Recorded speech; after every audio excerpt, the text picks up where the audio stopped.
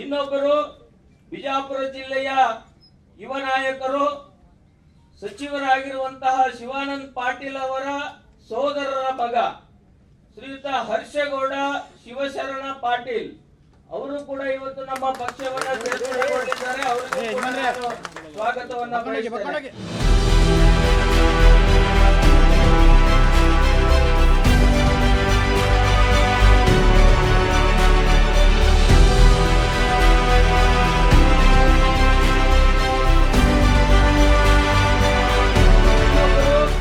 ಬಿಜಾಪುರ ಜಿಲ್ಲೆಯ ಯುವ ನಾಯಕರು ಸಚಿವರಾಗಿರುವಂತಹ ಶಿವಾನಂದ ಪಾಟೀಲ್ ಅವರ ಸೋದರರ ಮಗ ಶ್ರೀಯುತ ಹರ್ಷಗೌಡ ಶಿವಶರಣ ಪಾಟೀಲ್ ಅವರು ಕೂಡ ಇವತ್ತು ನಮ್ಮ ಪಕ್ಷವನ್ನ ಸೇರ್ಪಡೆಗೊಂಡಿದ್ದಾರೆ. ಅವರಿಗೆ ಸ್ವಾಗತವನ್ನ ಬಯಸುತ್ತೇನೆ.